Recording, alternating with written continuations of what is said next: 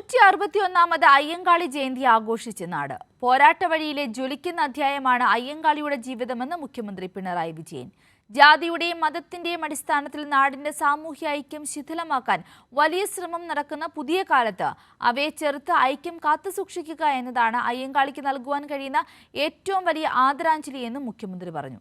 തിരുവനന്തപുരത്ത് കേരള ദളിത് ഫെഡറേഷന്റെ നേതൃത്വത്തിൽ നടന്ന അയ്യങ്കാളി ജയന്തി ആഘോഷം ഉദ്ഘാടനം ചെയ്ത് സംസാരിക്കുകയായിരുന്നു മുഖ്യമന്ത്രി പിണറായി വിജയൻ.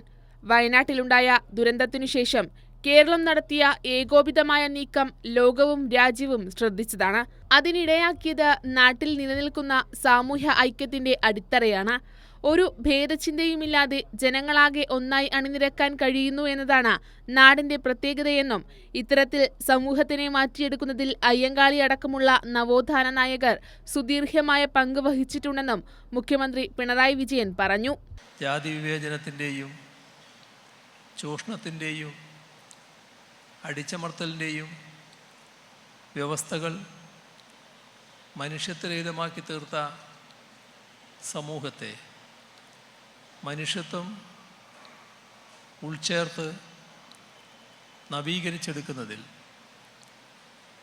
സമൂഹത്തെ പുരോഗമന സ്വഭാവമുള്ളതാക്കുന്നതിൽ മഹാത്മാ അയ്യങ്കാളിയെ പോലുള്ളവർ വഹിച്ച പങ്ക് ചരിത്രപരമായി പ്രാധാന്യമുള്ളതാണ്.